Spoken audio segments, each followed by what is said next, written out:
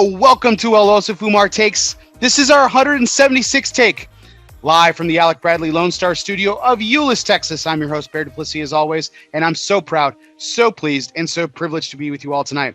This is going to be a fantastic show, mostly because I have my voice now that I'm back from Las Vegas at the PCA 2021, and I'm so thrilled to sit down with my guest tonight. But before we get to proper introductions, we do have to thank the people that make this show possible, and that, of course, is our sponsors. Tonight's show is sponsored by Drew Estate.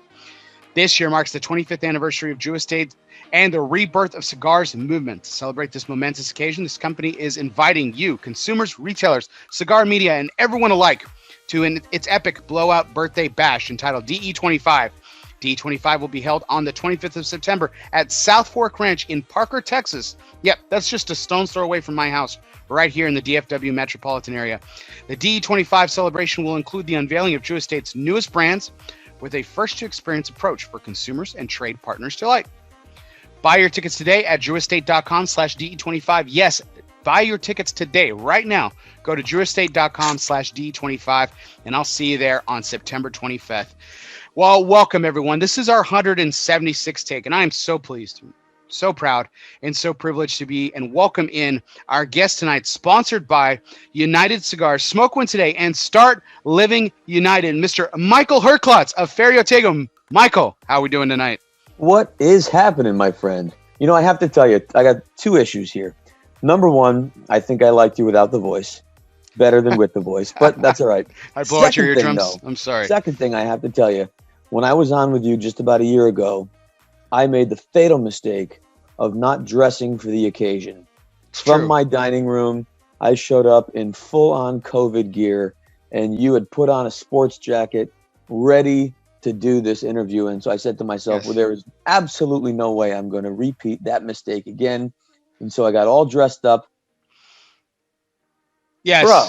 Yes, I know. I let you down. In fact, the heat of Texas let you down. It's like 100 degrees outside with like 80% humidity. So I'm sorry. Understood. Not at all. Not at all. We're even now. We're even. One of these days we'll get together on the wardrobe thing. That's it. From now on, I think we just need to coordinate ahead of time. What's our dress code? It's it's the responsible thing to do. It's the responsible thing to do.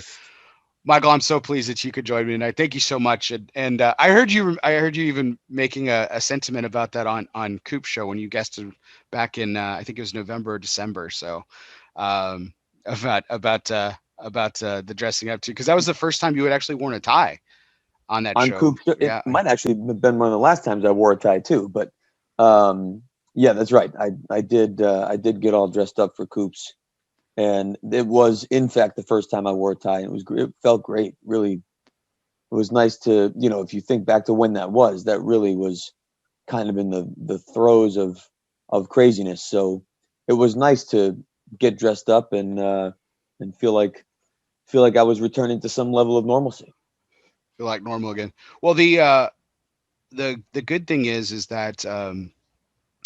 Well, we are keeping a couple of things consistent on this show.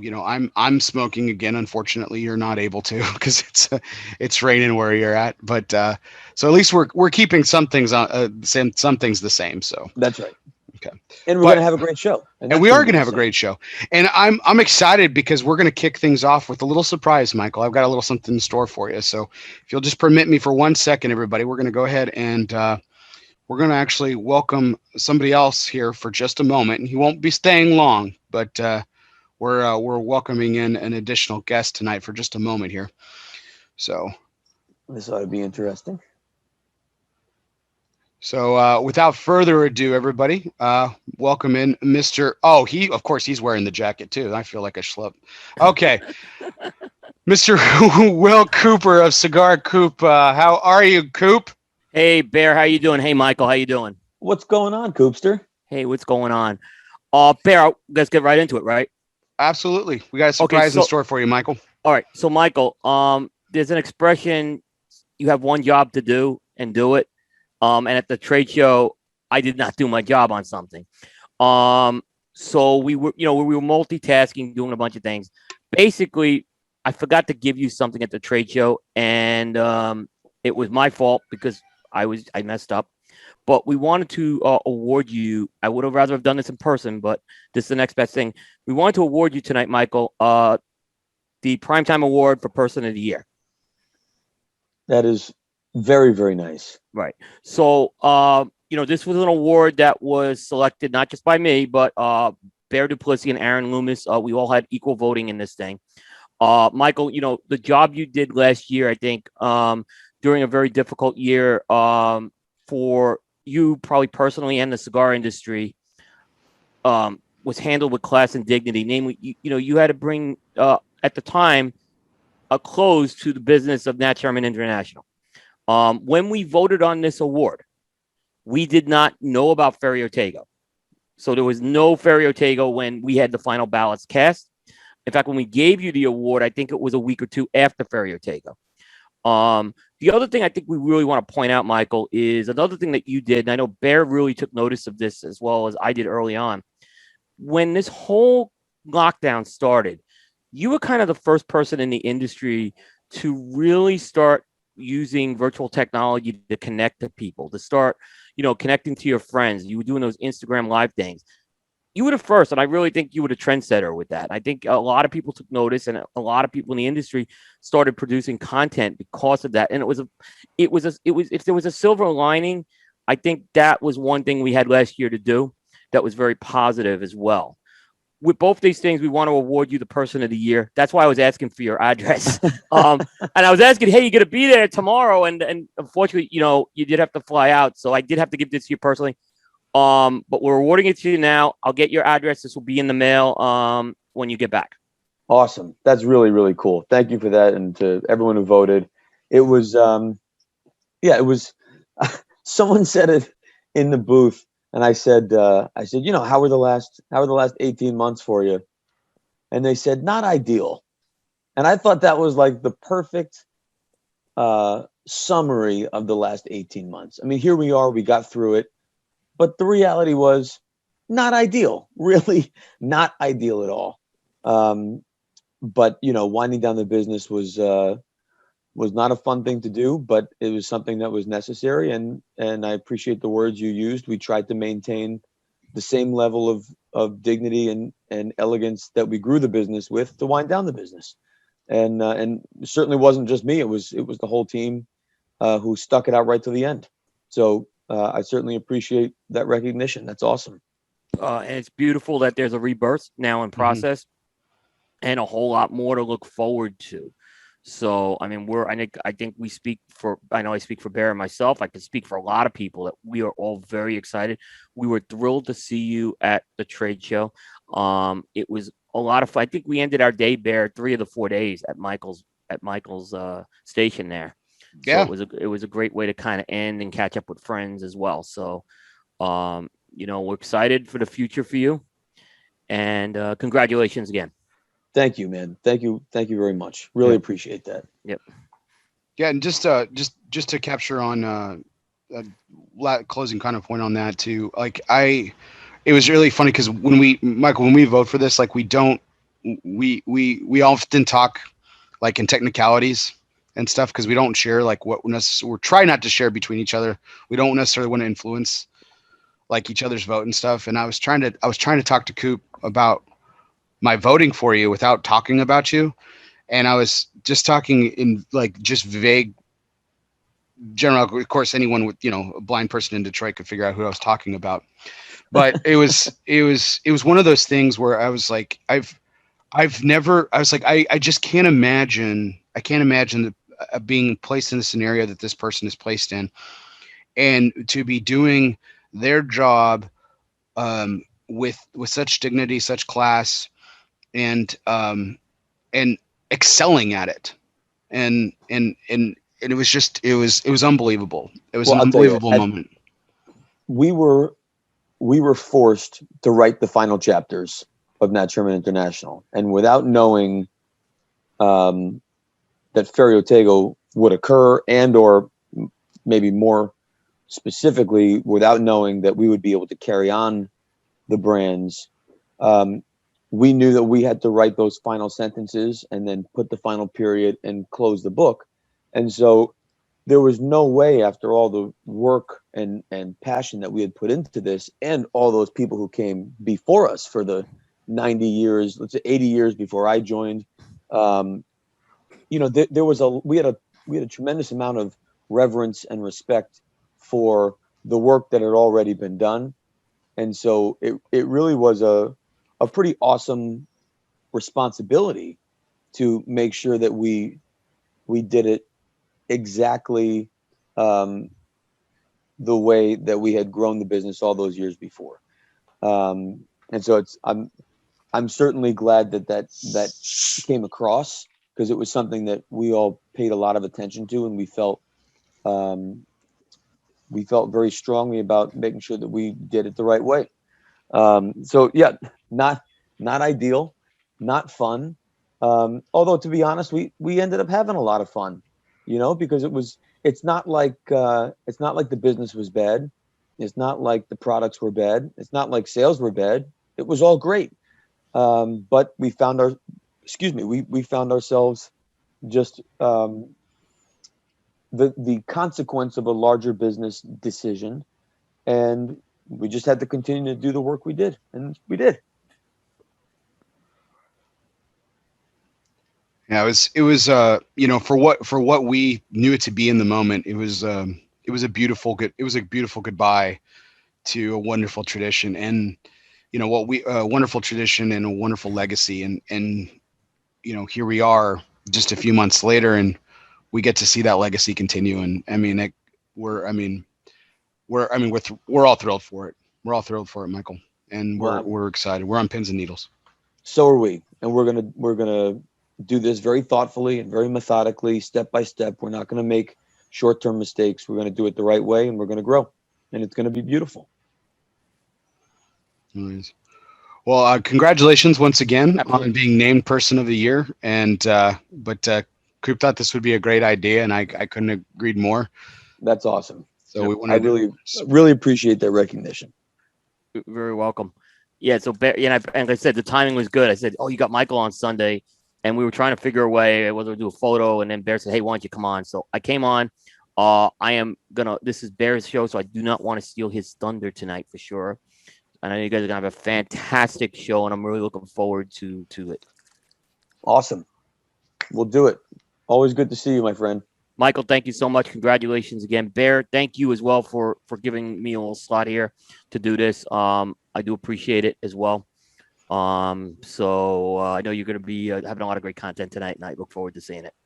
It'll be fantastic. It was just going to be a couple more minutes of Michael making me feel bad for not wearing a jacket. So, well, the memo was sent. Maybe it wasn't, but. Oh, it was. It was just someone left the door to hell open. That's just Texas. So. Yeah. All right, guys. Have a good night. Take care, everybody. Thank you. Thanks, Coop. Okay. All right. So another thing we talked about last time you were on, Michael, that I wanted to kick off the show for, and you said that we would have to save it for another episode, and so I thought this would be a perfect time for it. So I am putting you on the spot a little bit, but there's a Charlie Sheen story that you have. You said that when we talked last, I said, what were some of, we're talking a little bit about some celebrity stuff, and you said Nick Cage used to come in all the time, and then you said, actually, funny story, Charlie Sheen came in the day of and the day after one of his infamous meltdowns and stuff. And you're like, hey, it's a really good story. We'll have to save it for another time. So I thought this would be a good time to kick off the show with the Charlie Sheen story. I'll do a relatively quick version of it. Charlie had so this was just prior to what became the infamous meltdown at the Plaza Hotel that led to phrases like winning and dragon's blood or tiger's blood. Tiger's blood, right? Adonis DNA. Right, yeah. All that. This was prior to that. And he had some kind of an issue, I forget, but it was very public. I think it was with his ex-wife and some fighting, maybe a domestic thing. I can't remember what. But anyway, he had actually been purchasing from us for some time under a pseudonym. And a credit card got declined, and we were trying to tracked down the card holder, and I finally got a hold of someone in this office, and I was trying to explain my predicament, and they were being very coy about being forthcoming about who the person's identity was, and assured me that it was all above board. I said, I just can't run the sale with that kind of information. I need a little more help. And then they finally explained that it was Mr. Sheen. I said, oh, well, great, no problem. You know, we don't disclose anything like that. And so no problem at all. But fast forward, he ended up being in New York.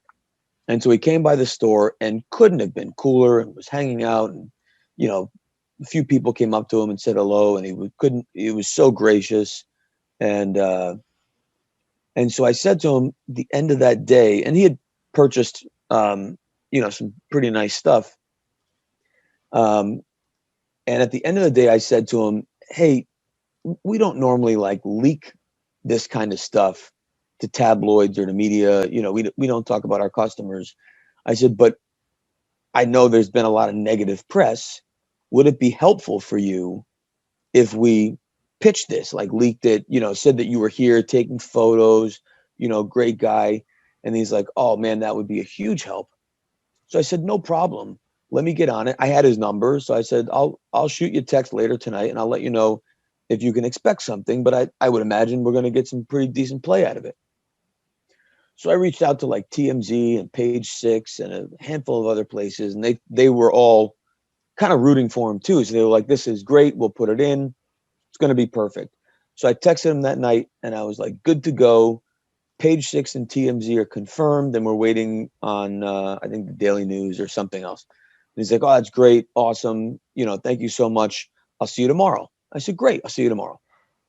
So I woke up the next morning, and I pulled my laptop up, and I opened it up, and I went to the NewYorkPost.com, and the front page said, like, you know, drunken coke fueled rage at the plaza, Charlie Sheen, something. And I was like, no.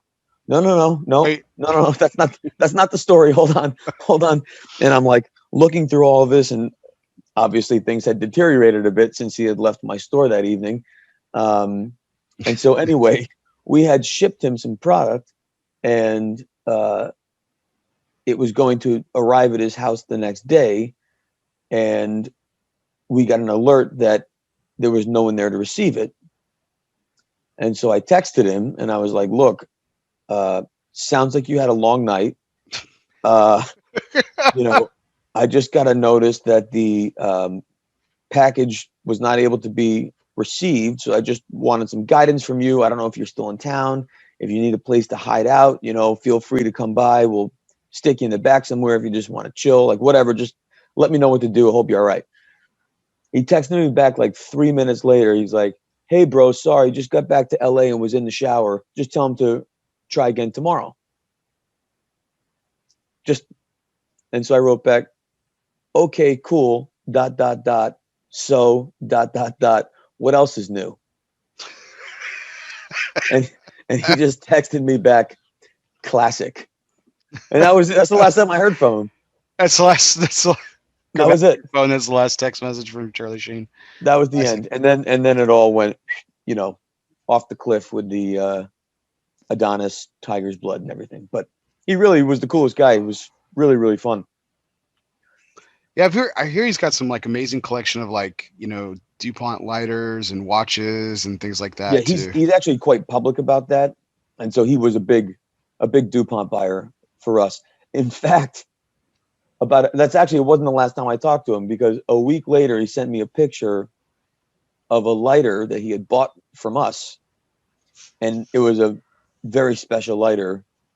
And he sent me a picture of it via text, and he said, hey, do you have another one of these? And I wrote back, was it not in the package? And he said, no, do you remember I took this one with me? And I said, oh yeah, of course. I said, did you lose it? He said, I seem to have left it behind in the hotel room, which was the one that he trashed, which was the Eloise. It was the Eloise suite, by the way. He said, I seem to have misplaced it in the hotel room. And I wrote him back, did you try Lost and Found? And he said, I'll just take another lighter. Okay, no problem. We'll get you another one out.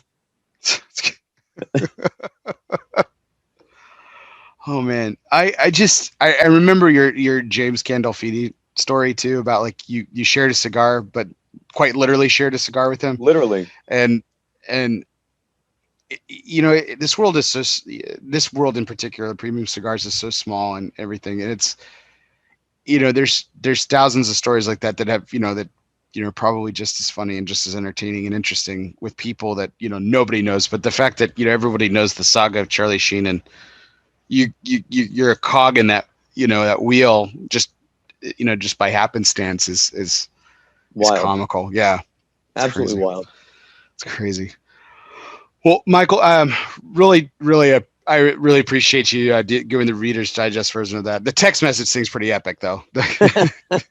Classic. I wish I had it for years, and then I had a phone malfunction and I lost it. But Okay. it was great.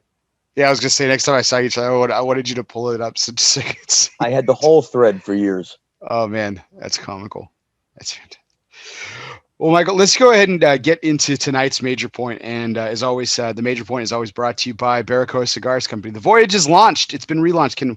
Personally couldn't wait for the cigar to get back on the market. It's been over 3 years, but now with the revamped blend coming out from one of the hottest factories in the industry, Danny Vasquez has promised to his customers, you like the original blend, you're absolutely going to love the relaunch.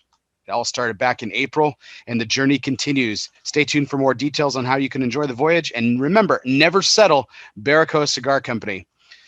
So, Michael, again, we just got back from PCA 2021, Yes. and I have to say, and this may sound tongue in cheek, it's not. It's certainly not intended. But for having not sold a single cigar, you certainly had a very successful trade show. It certainly felt that way. And I've tried to maintain a certain level of humor throughout the last week or two. Obviously, it is not conventional to approach a trade show with no product for sale, no samples, no display, and no price sheets. But it was the hand we were dealt. And so, there were basically two options. One is not to go, and the second was to go. And not going was not an option. So we went and we got scrappy and we figured out what we could do. And that was just to have a space where we could welcome people and we could tell our story and we could, literally and physically embrace people and look people in the eye and say, thank you for your support for all these years. We didn't get a proper goodbye as Nat Sherman International. So that was an important thing for us to do. And then to really talk about the future, talk about our vision for the future, how we plan to roll out over the next few months and try and not only relaunch and restore some of the Nat Sherman International, former Nat Sherman International brands, specifically Timeless and Metropolitan. So not just how we plan to relaunch and restore those brands, but really more importantly for us first is to launch Ferio Tego, the company and the brand, onto the premium cigar market. And, in hindsight, the fact that we were so lean in our booth really allowed us to focus our messaging on the things that were the most important, which were exactly that. Those having as many meaningful conversations as we possibly could. And so, of course, we lost the ability for someone to possibly walk by and take a picture and get a sense for what we were doing as we had done in years past. But I think that's okay. This was a very different show. It was an intimate show. It was a hall filled with people who wanted to be there, who had opted in to participate and to support this show and the association. And so we had, endless opportunities from the moment we woke up to, the 8 hours on the floor to the endless hours afterwards, whether it was at a dinner, at a bar, to talk and share and listen. And so I feel very, very good with where we are. I feel like we have our legs as firmly under us as we can. And we are as far along as we could possibly be along at this moment in time. And so, I'm very confident that now, as we get very close to launch, that we're going to launch with some pretty solid momentum, with what certainly feels like a lot of genuine enthusiasm and support already in the market, and hopefully still some anticipation, which is every retailer's dream, because with that anticipation comes requests, and those requests create pull and some level of product demand. And no retailer wants to be a collector. Retailers want to be able to get product in and move it out. And hopefully we've been able to lay enough groundwork over the last, say, 6 or 7 months, where that enthusiasm will equal demand, which will create interest and pull, and should set us up for a great start. Mike, I was thinking about when I first heard that you weren't going to be handing out samples or doing any commerce or any transactions or anything. It honestly didn't faze me at all. Like it didn't faze my excitement at all. I'm really excited about. I'm really excited about this launch. I'm really excited about this rebirth of this legacy that we've been talking about. And I certainly don't want to put words in your mouth, so if or anything, but this is how I interpreted it, and I want you to feel free to correct me or add on to what my presumptions were. You could have easily taken orders. I mean, I think that goes without saying. I mean, there's a very popular company on the market today that did its first trade show a little over 5 years ago, Dunbarton Tobacco and Trust, that had no samples but yet took orders. And it seemingly did well for him. The way that I saw it for you is the reason why you didn't want to take orders and everything is you wanted to, not that Steve wasn't getting his company off on the right foot. You wanted to get Ferio Tego, you and Brendan wanted to get Ferio Tego set off on the right foot. Proper conservative expectation, reacquainting yourself with the retailers that you've known for years, letting them know this new vision with products that were familiar. That was my interpretation of everything. I mean, how does all that assumption fit with your narrative? Everything you said is accurate, but I would say it's rooted in a philosophy that is just ultimate transparency and honesty and authenticity. And if I took an order, we're now in a contract. And that contract says that I have your commitment to purchase these products. And that means that I have the same commitment to deliver these products in a certain amount of time. And until I have those products in a warehouse that I can put in a box and ship, I don't feel comfortable in entering a contract like that. And if the last 18 months have taught us anything, it's to expect the unexpected. And so as hopeful as I am that next month will be our launch month, and we've been quite open about that at the show, that it's looking like next month should be the month. I can't say that absolute definitively and 100% confidently. I'm confident, but without being 100%, in the world where anything can happen, we can't afford to disappoint. It's just, we're in an interesting space. We have a lot of inherited relationship and goodwill and theoretical existing partners, although they certainly were not partners of Ferio Tego. But we also have a whole population of folks who are really eager to support us for the very first time with these brands. Oh, okay.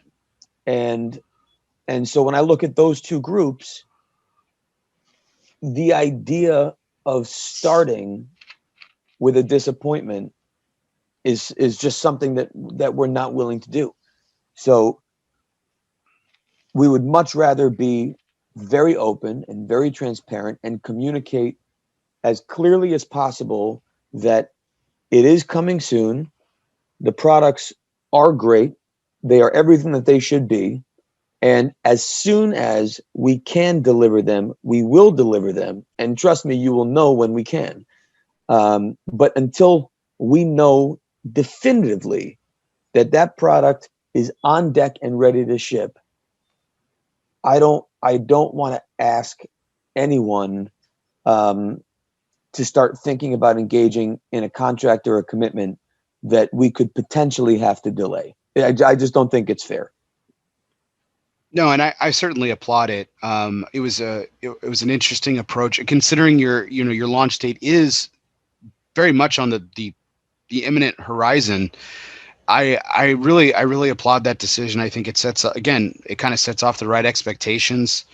No false promises to get the company started off with, and I think it allowed you to have a lot of conversations that you may not have been able to have if you had products sitting behind you. Might have been a different story. I think you're right. That's, and maybe that's the salesman in me, but when there's product there, you're there to pitch it and you're there to sell it. And the way you measure a show, conventionally, is how many new accounts did you open and how much product did you sell. That is not how we intended to measure the show, whether we had product or not.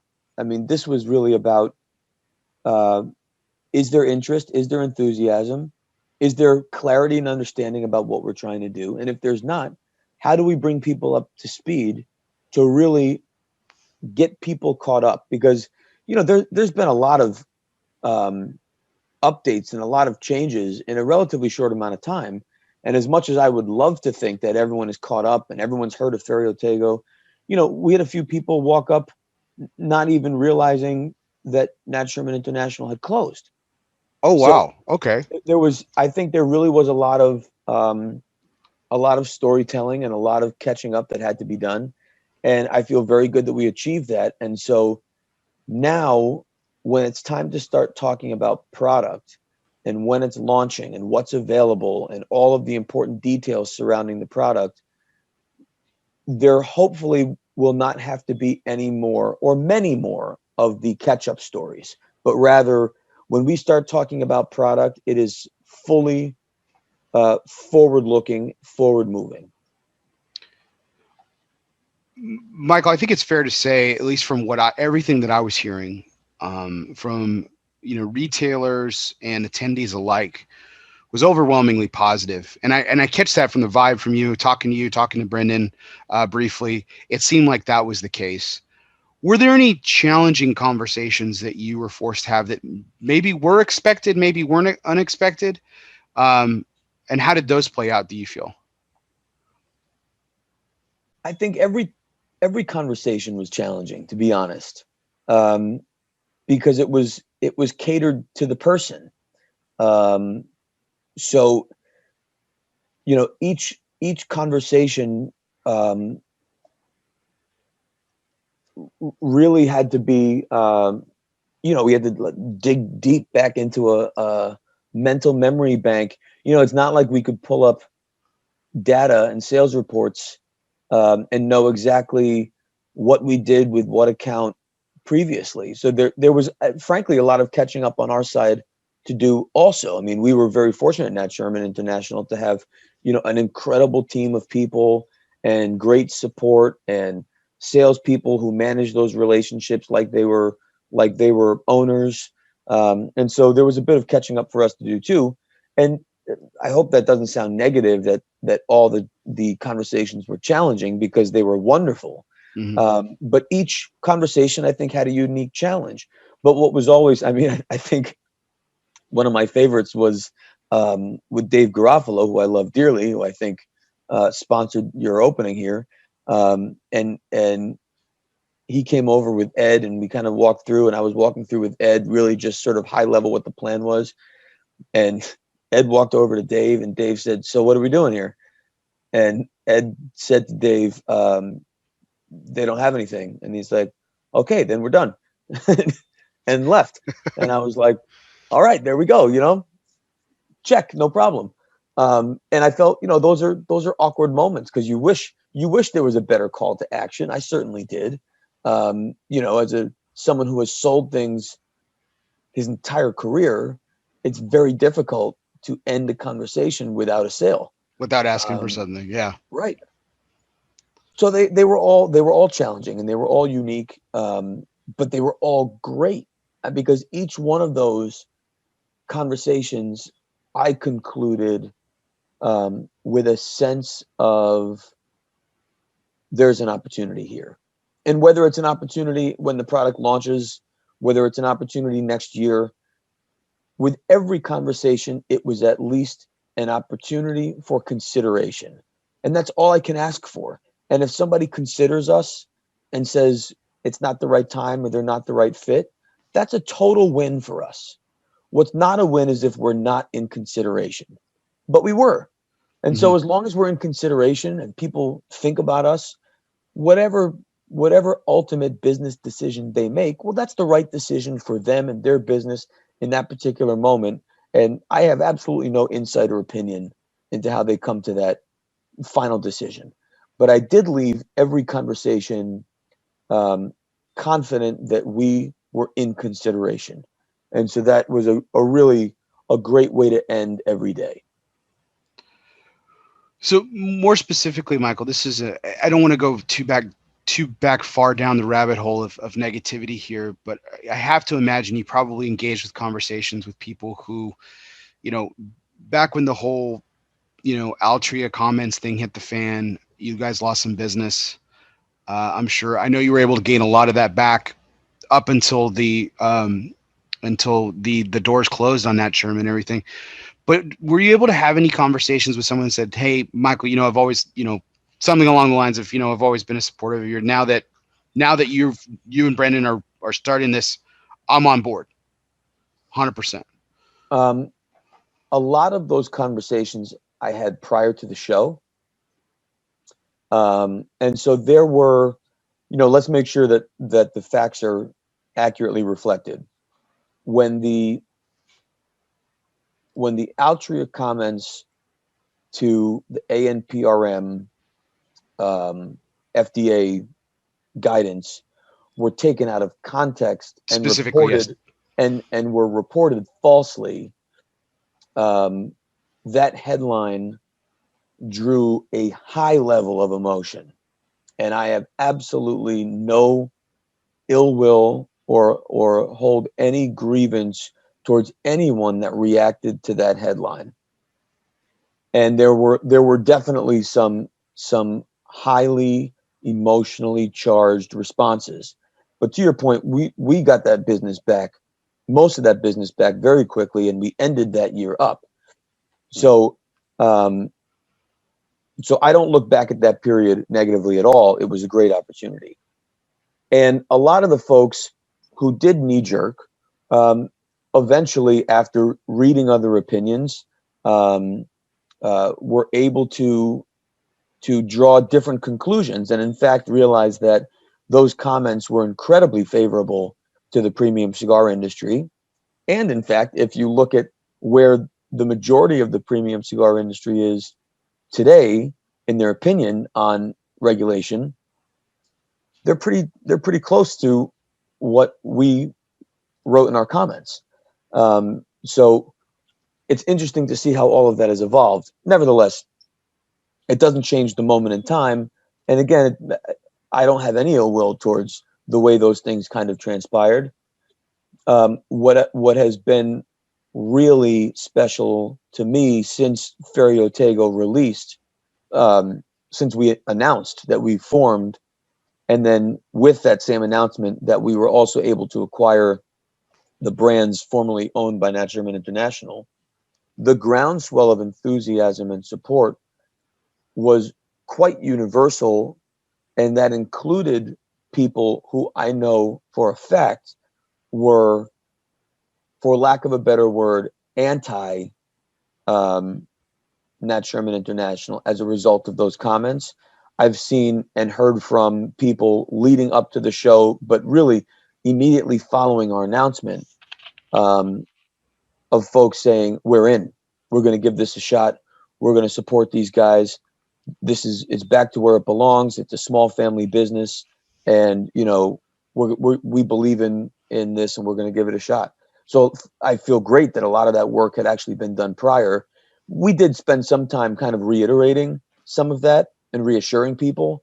But largely, I think that a lot of those opinions were not the opinions of us or of our product or of our team. It was certainly an opinion that was targeted towards our parent company at the time. Mm-hmm. And now that Ferio Tego is a new and small family business in the premium cigar industry, it feels like we really have everybody rooting for us.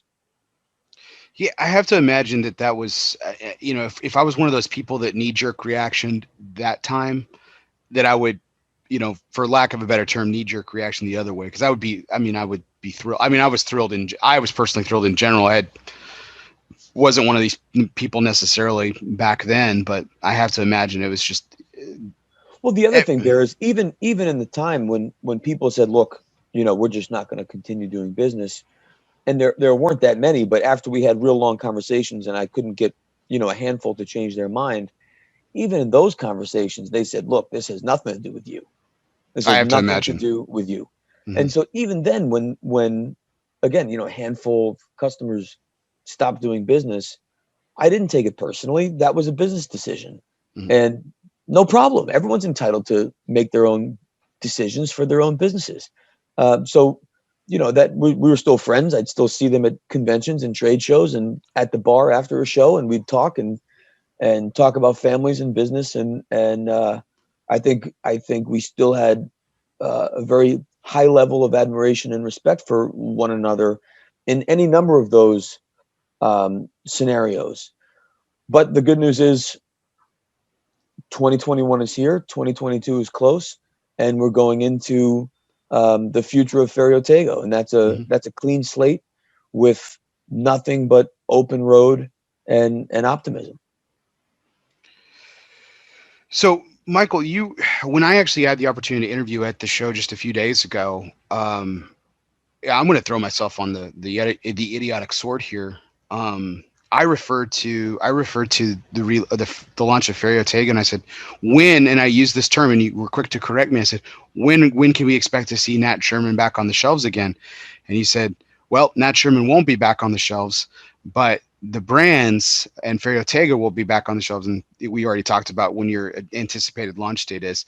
Okay, so hopefully I'm not the only moron out there. So for people who don't, or maybe under misunderstanding, Nat Sherman, in terms of the premium cigar world, will not be returning to retail shelves. However, the brands like Timeless, Metropolitan, for example, will be. In fact, I'm smoking in a poker right now that has that secondary band that says exclusively for Nat Sherman International. And you shared this on your social media page a few weeks back, the same secondary band on some of those brands that we've come to love that says exclusively for Ferio Tego. So explain again, just kind of reiterate, what will we be seeing on the shelf, and how will they be very similar, and how will they be different? So it's important to note that Nat Sherman for many years was a company and a brand and a store and a place. It kind of had multiple identities. But after the Sherman family sold to Altria in 2017, Nat Sherman at that moment became a cigarette brand. And there's a lot of back end legal stuff to explain it, which I'm not going to bother doing, but it's just important to understand that in that moment, Nat Sherman became a cigarette brand. And we did a lot of work immediately to try and make sure that we were able to differentiate our premium cigar products so that they would never be confused with a cigarette brand. And so that was all of the rebrand work that we did leading up to the 2018 trade show where we debuted it, where Timeless became Timeless and it said Timeless, and Metropolitan became Metropolitan. And we kind of reorganized all of what were brands and sub-brands and reorganized and allocated them under the Timeless, Metropolitan, and Epoca brand families. if you go back and look at the coverage of the 2018 show and anything related to the Nat Sherman International rebrand, that work is what we are carrying on. And so Timeless and its sub brands will return. The only significant change is that secondary band that you just showed, which used to say exclusively for Nat Sherman International, will say exclusively for Ferio Tego. The same, so that's Timeless. Metropolitan, the same thing, and its sub-brand families, Connecticut, Habano, Maduro, Host Maduro, those will come back just as they were before with a new secondary band. There's a couple little tweaks. We tweaked some sizes. We changed some box configurations. We turned some boxes of 25s to boxes of 18 for consistency. We changed some boxes of 25s to boxes of 10s for consistency. Nothing is headline worthy in any of that. So a couple little tweaks. But if you smoked Timeless Prestige #2 since we launched it in 2012 and it got the #10 cigar of the year in Cigar Aficionado's top 10 list, if you smoked that cigar in 2012 and 2013, when you smoke that cigar in 2021 and 2022, it is exactly the same experience. Same manufacturer, same flavors, same experience, just as it was then. So there's minor tweaks, but these are tweaks that are meant to make the brands and the portfolio make more sense. Because what other opportunity would you ever have to start from scratch? We didn't have that opportunity. Even in rebrand, we didn't have the opportunity to just sell out of everything and reset everything. But those really are the only changes. But from a timeline perspective, the first thing we will see is Ferio Tego. It is the first production is quite limited. So hopefully we can get as much of the product out to as many people who want it as possible. The 2022 release of Ferio Tego is already in the works and will be a bit more. So it'll satisfy more demand than the 2021 release will. But once Ferio Tego is in market and launched, we will quickly follow that up with Timeless in all 4 of its sub-brands in the key sizes. So it's certainly no secret. I love Lanceros. I love what I typically call connoisseur shapes. The more the least selling, least commercial formats tend to be the ones I like the best. Lonsdale, Corona. Lonsdales, Coronas, Lanceros, Perfectos. Those sizes will follow in a later release in 2022. Right now, we have to make sure that we restore the sizes that sold the best, that retailers depended on the best, that consumers are looking forward to the most. So we'll lead with the formats in each blend that really did the best. And then next year, we'll relaunch some of those more specialty shapes. Terrific. So I certainly hope to have an opportunity to have Brandon Scott on my show at some point. But for those who don't know your partner, Brandon Scott, in this venture, this is a man who's extremely accomplished in this industry as well. If I remember timelines correctly, I think he was with Nat Sherman just a little bit longer than you, if I'm not mistaken. 2 years ahead of me. 2 years ahead of you, and but he was with you for the entire journey, obviously. Tell us a little bit about him and how seemingly this partnership ended up you two. I mean, because at the time, Nat Sherman was made up of hundreds of people. Why it culminated in this partnership to launch Ferio Tego? Well, so Brendan was CFO of Nat Sherman, total, not just international, but total company. And he was a big advocate and supporter of hiring me back in 2011 to help grow the premium cigar business, to help really recreate the premium cigar business for Nat Sherman at the time. and to help evolve and grow the store. Ultimately became known as the Townhouse. He was a fierce advocate of our work. And I think it's probably rare to have finance people, especially CFOs, be such fierce advocates of growing and creating and reinvesting and taking chances. And Brendan was a fierce advocate. So we worked really closely together in 10 years ago now, exactly, in redeveloping and sort of crafting what would become the business plan for Nat Sherman International. And so we worked very closely together as we added people and we grew product lines and we widened our contract manufacturing relationships. Brendan was a part of every one of those decisions, and Brendan is a incredibly pragmatic guy. He doesn't get overly emotional. He looks at numbers like numbers and can make business cases for things. I'm a musician, so I tend not to go to the spreadsheet first. I go to my gut first. I go to my heart first. But what I think really makes Brendan stand out as unique is he is a passionate premium cigar smoker. And he had as much authorship in the success of Nat Sherman International's growth over those 10 years as I did and as the team did. And so when we had to announce that we were looking for that we were exploring the opportunity to sell the business, it was Brendan and I who were really tasked with leading a lot of that work. And we felt very strongly that we had to find the right home for the work to continue. And so that was all during COVID. We started October of 2019. We were basically ready to go with a deal in March of 2020 when COVID hit, and that really torpedoed that first deal. And then Brendan and I were just absolutely unwilling to walk away. We really wanted to find a good home, and so we worked, like dogs throughout work from home, pandemic, quarantine, etc., to try and get creative to find a way to sell the business.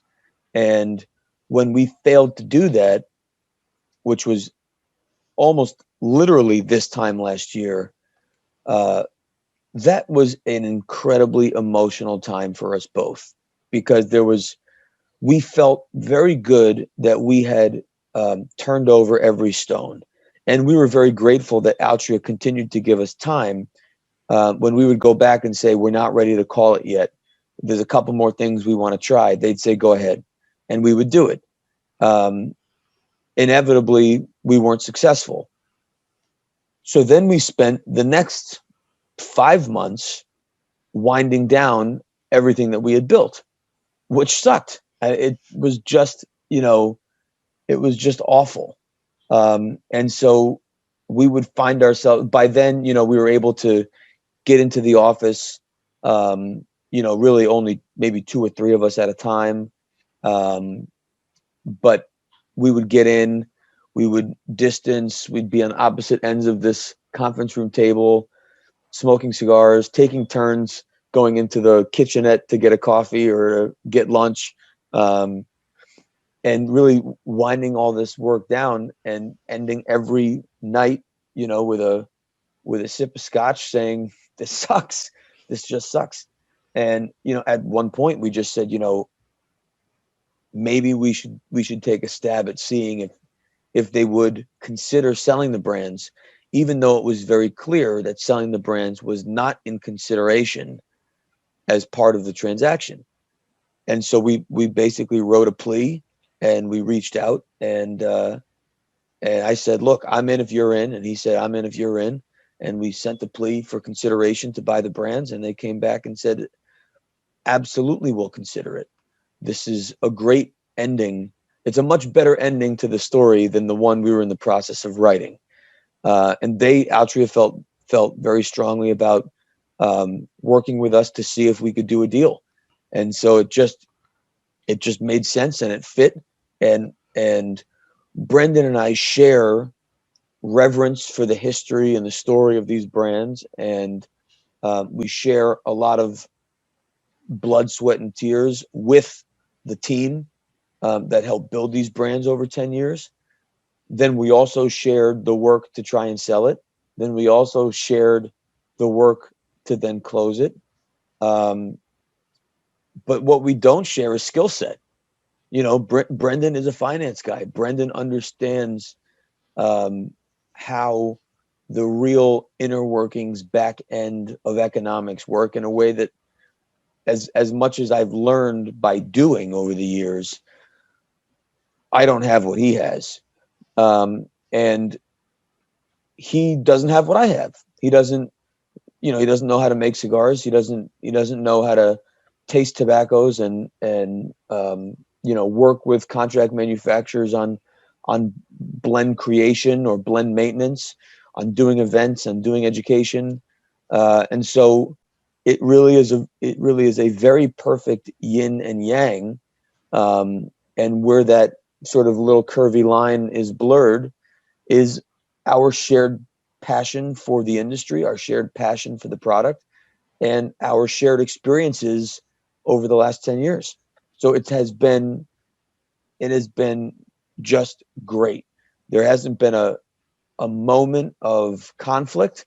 There's certainly been moments of disagreement, but unlike the environment we live in today, when we disagree, we listen to the other's point of view, because he doesn't know what I know and I don't know what he knows. And the reason we're partners is because we respect each other and we trust each other. And there's nothing more important in a partnership like this than respect and admiration and trust. And so if he feels very strongly about something that I disagree with, and it's rooted in facts or an intellect, as much as I don't agree with it, well, there's lots of things I don't agree with. You know what I mean? That's part of being an adult, is saying, well, I don't agree, but I'm going to compromise, because if what you're saying is rooted in more than my opinion, which is rooted in nothing but emotion, I'm going to go with the expert on this one. You know what I mean? And vice versa. If there's something that's product related that he doesn't agree with or has a different opinion, and I'm substantiating my opinion with something historical or what could be perceived as data driven more than his consumer opinion, for lack of a better word, then we talk it through. We look at the options, and he says, great, okay, let's go. But we respect each other enough to listen to the other one's side and walk each other through and come to an agreement. So I want to put a pin in this part of the conversation, but I do want to ask this thing about Brendan specifically. I mean, the last few months with the launch of Ferio Tego, the announcement of Ferio Tego, this has kind of thrown Brendan into the spotlight probably more than he ever was in his tenure at Nat Sherman. And I love the partnership. I think it's beautiful. I think it is balanced, like you said. Is it, going forward, are we going to see the partnership in the spotlight like it has been, or will you be kind of taking the lead as you did kind of with your time with Nat Sherman and your time before that with Davidoff, et cetera? I don't know. I think Okay. we'll see how that evolves, but it's also, I think what's also important here is one of the things I appreciate most about Brendan is he's not looking for stardom, fame, and notoriety in a way that is inauthentic to what he does. He's looking to have a successful business, and I want to make sure that it's very clear that this is a partnership, that this is not just a Michael Herklots show. Just like Nat Sherman International wasn't my company. I ended up in front, just kind of by happenstance. You know, from 2011 till 2017, it was the Sherman family business. But their work and their roles and what they did, what they chose, the events they chose to participate in, they were different. If you talk to our contract manufacturers, if you talk to some of our key accounts, they all know Brendan, because those were important relationships that Brendan was involved in. Sure. If you talk to the owner of, you know, Joe's Smoke Shop in Boise, Idaho, that wasn't a relationship that Brendan was necessarily involved in. It's one that he certainly wants to be involved in today, in whatever way it's helpful. You know, he feels very strongly about making sure that he knows our customers, meets our customers, and is able to say thank you to our customers. But he also knows that he's not going to fly to Joe's Smoke Shop in Boise, Idaho to lead a tasting seminar. You know what I mean? So where I think it goes back to what I said earlier, there is nothing more important, period, to the success, I believe, of companies than authenticity. Mm-hmm. And I'm not going to be something I'm not. Brendan's not going to be something I'm not, that he's not. We are certainly not going to pretend to be, because the moment you try and pretend to be, or try and convince someone that you're something else, that authenticity bubble is blown. And why would we do that to ourselves? You know what I mean? We've worked too hard, and now we have way too much at stake to try and be something we're not. So when there are opportunities for both of us to be somewhere, trade shows, for example, major events, I think without a doubt, Brendan and I are going to be there side by side together. When we're visiting factories, I think Brendan certainly wants to visit, but probably not with the same regularity that I visit, because the work is different. So if we're just there working on specific product, it may not make sense to have two people there. But on the times that we're really there forecasting and we're there working on the real nitty gritty business side, that's a piece that Brendan's really interested in and wants to come. So, you know, I don't envision necessarily a point where Brendan is trying to be cigar guy. I think Brendan is a partner or the partner in Ferio Tego. And the moments where that is natural, and it makes sense for him to be there, he's there. But no matter what, whether I'm on a camera, whether we're on a camera, he's right here. Right. He's right here. I mean, he's not actually right here. That'd be awfully awkward. But he's here. Right. No, I think that that's something that I really took note of, because in a lot of ways I feel like, and I don't think I'm alone in this, I felt like Nat Sherman was your company in those last years. You know, and I know the Sherman family is incredibly proud of the work that you did, especially after they exited. But even while they were still around, they brought you in for a reason. It was my company to lead. It wasn't my company to own. It was Sure. just my company to lead. No, absolutely. I and to that point, and how devoted you and Brendan both were, just to take a step back in the conversation for just a moment, when you all were searching for this perfect fit, and ultimately it worked out, as we've kind of seen. But at the time, you guys were looking for new opportunities, new partners, and you've said in previous interviews that the diversity of the interested parties was wild, vast, and which had to be exciting. But was it scary? Was it painful to realize that, hey, we might be looking for the perfect fit, and the perfect fit may not include us? Well, in fact, the perfect fit definitely did not include Brendan. He wasn't contemplated in any of the transactions at all, because he wasn't a Nat Sherman International employee anyway. So he wasn't contemplated in any of the buys, and in several of the buys of the buyers, I wasn't either. And that was also very clear from the early conversations with some of these buyers as we went through personnel and team and people and who were they willing to take or looking to take and who were they not. I think there were probably only 2 scenarios where I was included, or I was at least considered. In most of them, I wasn't.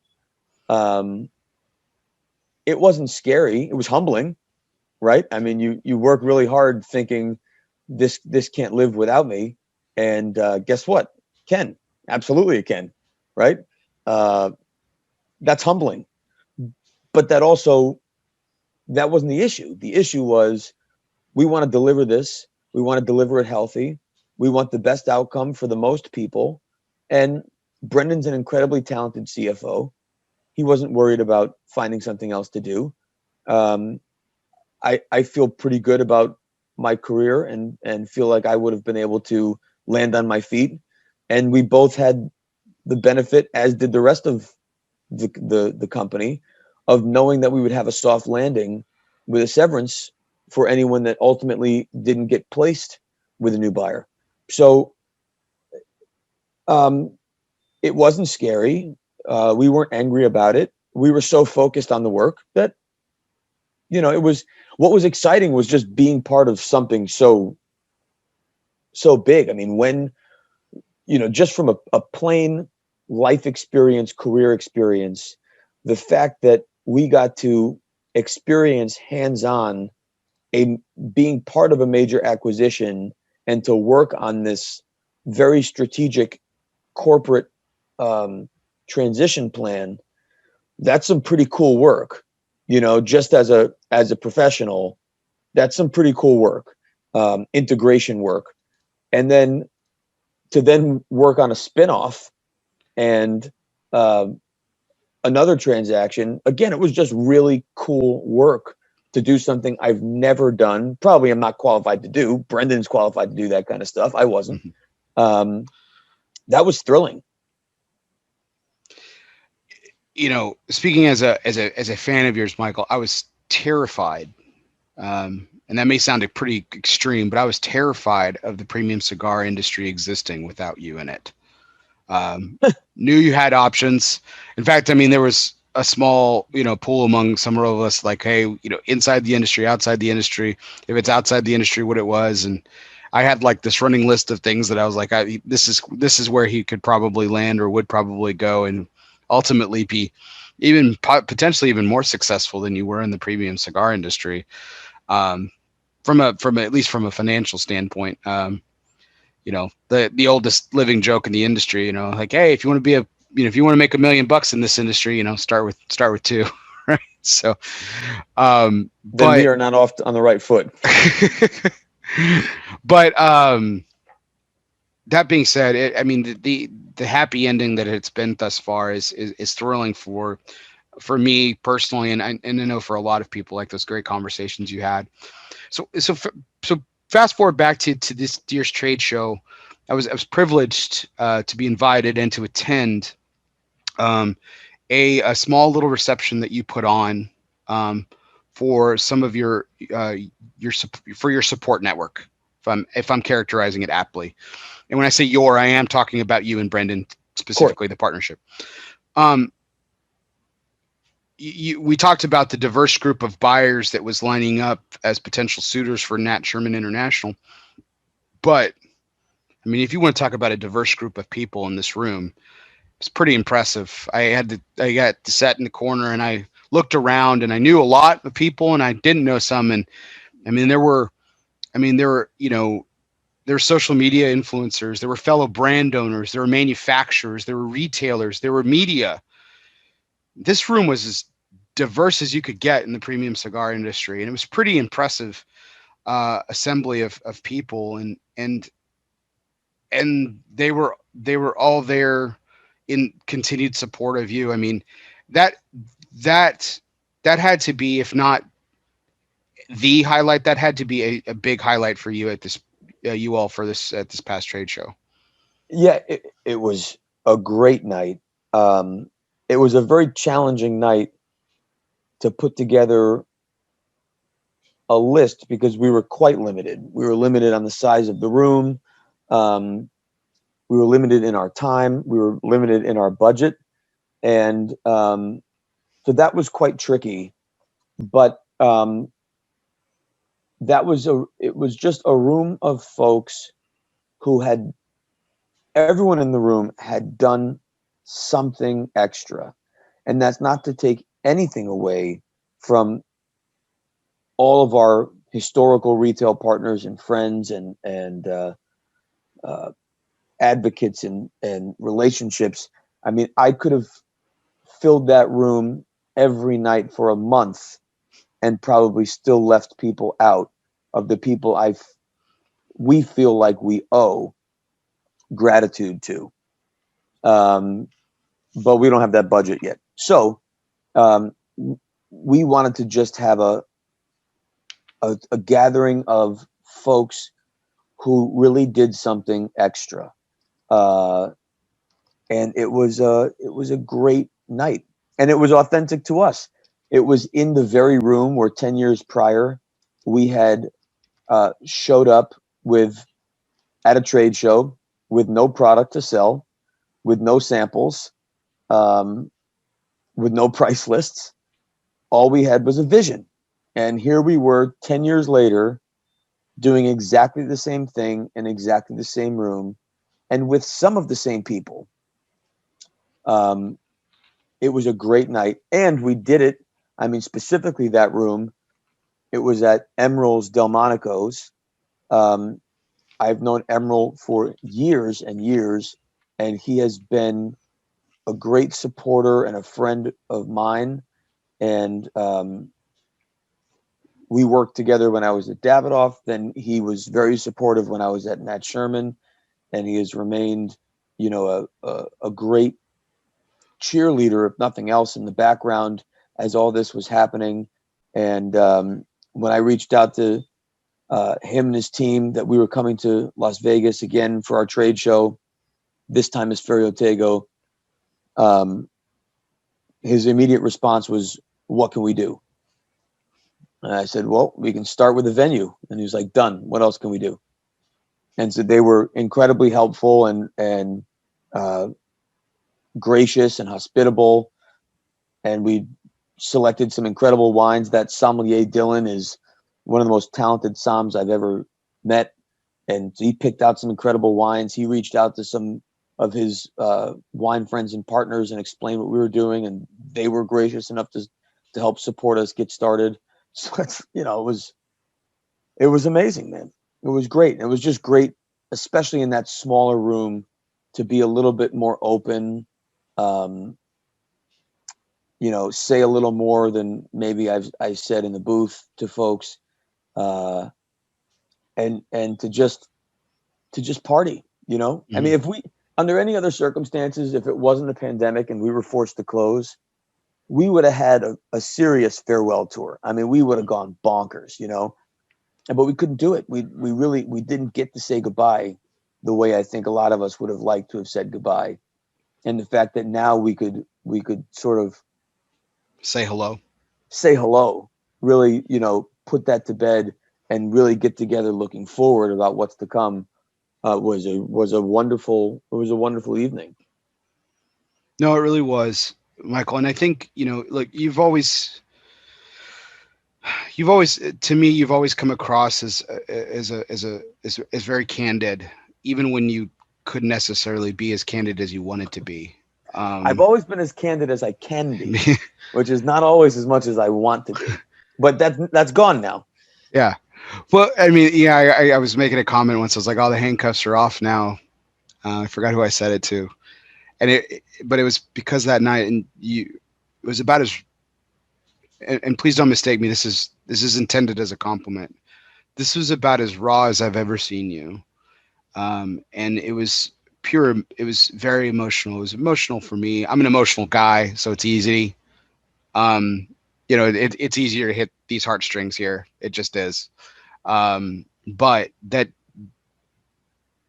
doesn't mean the sentiment was lost or the moment was any less important because I happen to be an emotional person.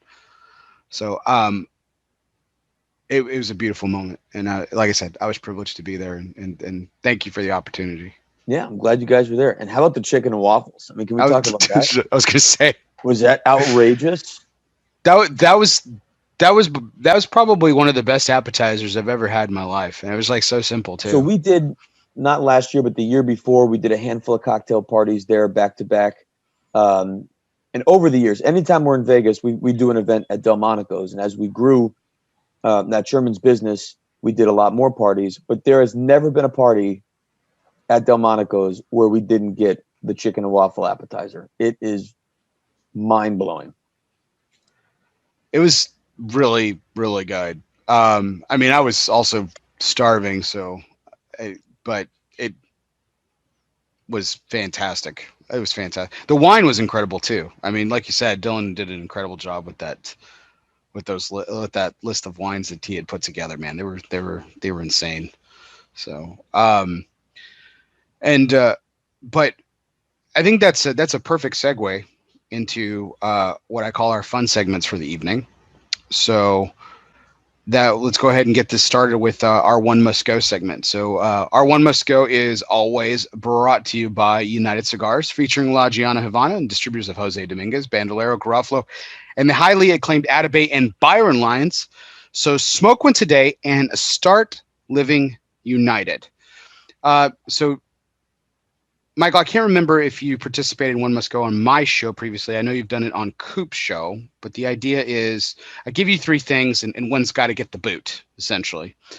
So the reason why I say that, you know, the cocktail party kind of set this up so perfectly is we were at Emeril's Delmonico, which is different than the historic Delmonico in New York City, where you hail from. Very historic landmark of a steakhouse. Fantastic. Since you're close to the Emeril, was there? I mean, there obviously was a connection there, you know, with Emeril, you know, opening up at Delmonico and everything. From my understanding, my research of it, it's just that Delmonico is kind of synonymous with, you know, steakhouses and you know, pristine steakhouses. Is that kind of the connection as far as you know it to be? I know you're not Emeril. They are not related or connected to one another. So right, it's just the name. It's just the name. And funny enough, I was actually doing similar research not that long ago.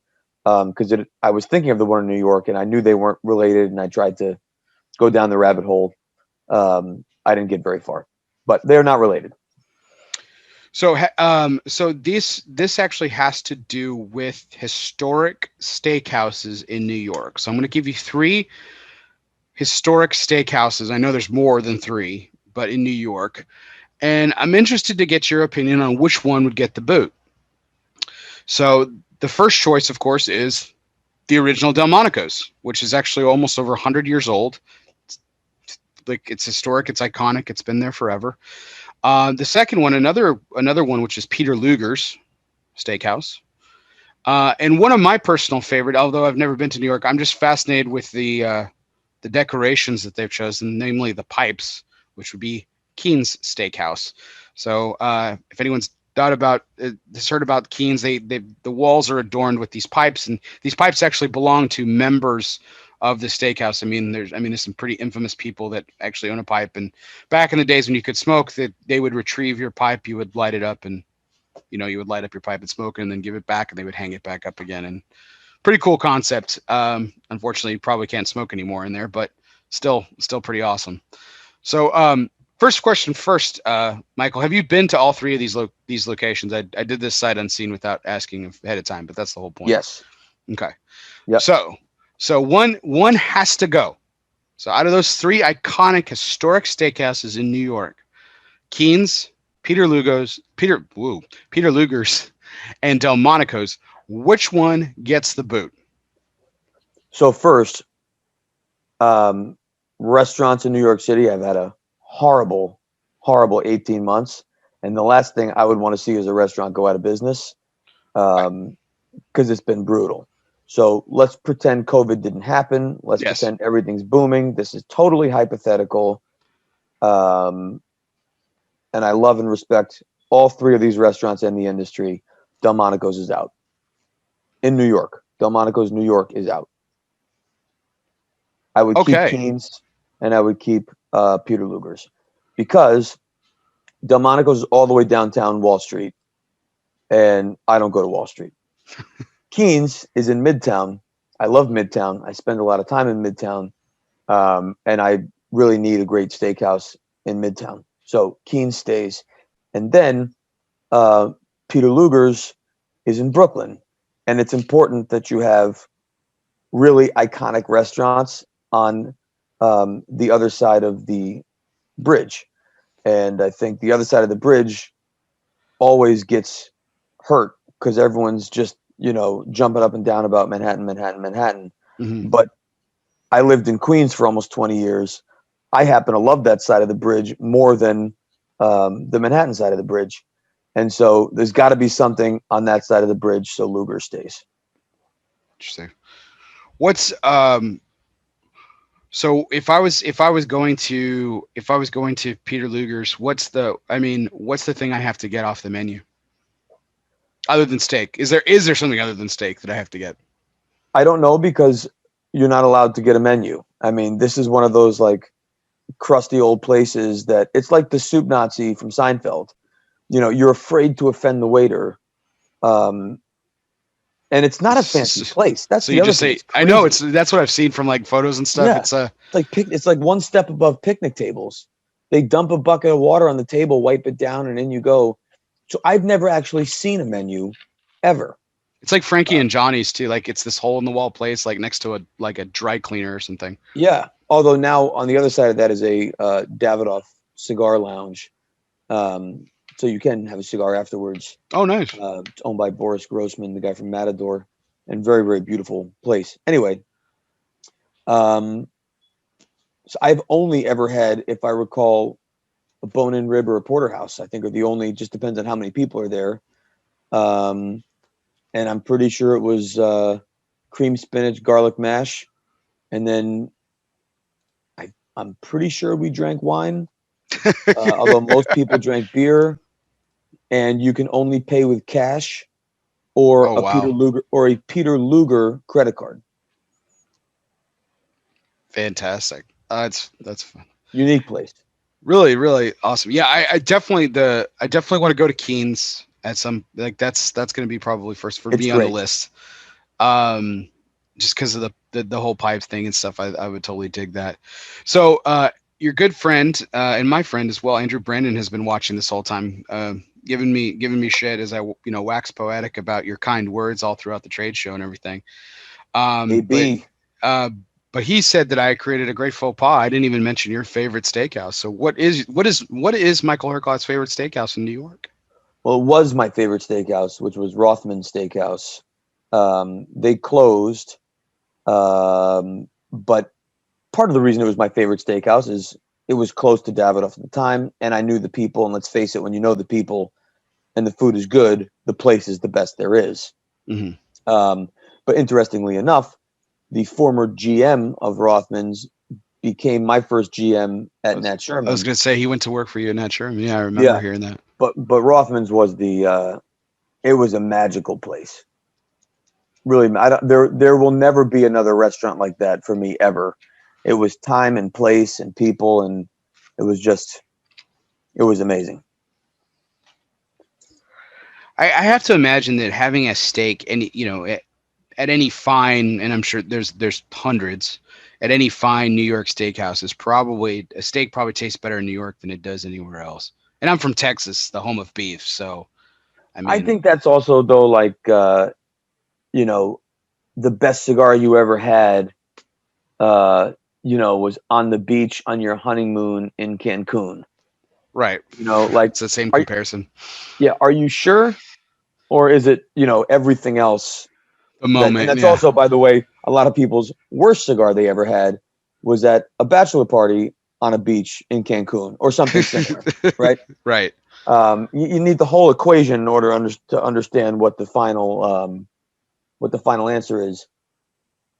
New York is a magical place, and there is a lot of incredible food. There are the best steak you probably will never eat because it's probably in a very small place that's not getting the opportunity for recognition the way some of the big places are, and is going to be the hardest to find. And I don't know what that place is, but I think in general there are always cigars you find that are magical that people don't know, that just they aren't getting the recognition. There's wines that are incredible that don't get the recognition. There's actors and musicians that are absolutely incredibly talented, better than people on TV and stage, that are not getting the recognition and not getting the work. Mm-hmm. Just the way it is. I think it's certainly the same in restaurants. I have to imagine like you said, the what COVID did to the restaurant industry in this country, but particularly I know New York was hit incredibly hard. A lot of closures of some fabulous places, and it's really sad that I'll never get to do it. But I'm super excited about going to New York, and I have like a list of places that I want to eat, and I know it's continually having to be revised as COVID continues to take its toll, even in this time in 2021 and everything. But it's something that I'm looking forward to is some fine meals in the your hometown. Let me know when you're coming, and I'm buying at least one of those. Sold. Done. That was easy. I wasn't even fishing there. That was perfect. But we were talking about Emeril Delmonico, and that kind of leads us into our next segment. And that was our one must go. So thank you for participating in that, Michael. I really appreciate it. But and I hope Delmonico's does not go, by the way. Yes, of course. That's what we do now. As a small business owner, we don't want anyone to go out of business. That's right. But as always, I was brought to you by United Cigars, featuring La Giana Havana, distributors of Jose Dominguez, Bandolero, Garofalo, and the highly acclaimed Atabey and Byron lines. Smoke one today, start living united. But our next segment, again, this was a segment that was born on my birthday late last year, and it's something that has kind of really taken on a life of its own. It's been fantastic. So each week, Michael, as you know, and as my audience knows, and maybe new audience members aren't aware of, I ask my guest to select a charity or nonprofit of their choosing that they want to spotlight and potentially even raise a few dollars for. And this week you've chosen the Emeril Lagasse Foundation, which I'll just give a brief introduction to, but then I'd like to hear from your words, Michael, why this foundation is, I know the personal relationship is there, but why it's so important to you. Really great organization designed to spur interest in the culinary arts, but arts themselves in today's youth in this country. And they've done some incredible work. $14 million raised since its inception for culinary, nutrition, and arts education for today's youth. It's been a fantastic organization that's, tackling a field that a lot of the arts kind of gets left and put into a corner in a lot of cases, and certainly the culinary arts is even a small fraction of that. So it's a really cool organization, and I'm excited to hear why you chose to spotlight it tonight. So I got involved in the Emeril Lagasse Foundation, I want to say 2006. So it started in 2002, and it was created by Emeril and his wife Alden, and the year of Katrina, it had to move. There used to be a gala and a big event in New Orleans every year. The year of Katrina, it had to move because it's typically in the fall, and New Orleans was still in deep trouble. So they moved it rather than canceled it to Las Vegas. I think that was 2005. So in that time, I had met a handful of winemakers and was doing some work with them, fundraising, funny enough, and events. And I met a winemaker named Fred Schrader, who in the cult Cabernet world is a pretty well-known guy. We became fast friends, and he said that he was doing this event in New Orleans. It was the first year it was going to be back after Katrina, and wanted to know if I wanted to help. And I said, we do a lot of events. What is it? And he said, it's with Emeril Lagasse, for this Emeril Lagasse Foundation. And I said, boy, that sounds cool. So we did it. And at that time, it was just this gala, which was very nice. And the night before was a small little benefactors event for people who bought tables, for some of the major donors. And so I just showed up and did a cut and light at that event. And then they invited me, I guess Fred invited me as his guest to go to the gala. And I met some of the greatest people, both at the night before, smoking cigars, and then at the gala. Just the nicest, most genuine, incredible people. Then I was there for the auction, and I had never seen, $1 million get raised in whatever 25 minutes. It was just mind-boggling, the generosity in the room supporting this group. So after we did that, I stayed in touch with the foundation. I said, look, we're in no matter what. Like, however this grows, whatever we can do, we're going to do it. And so we stayed in regular touch, and we supported it every year. And the event grew and grew and grew. In fact, it ended up morphing into this other event called Boudin Bourbon and Beer, which then ultimately was held at the Superdome for, I don't know, 3,000 people. And we would show up and do a cut and light line all the way down the steps. And it was just this, it was almost this homecoming every year.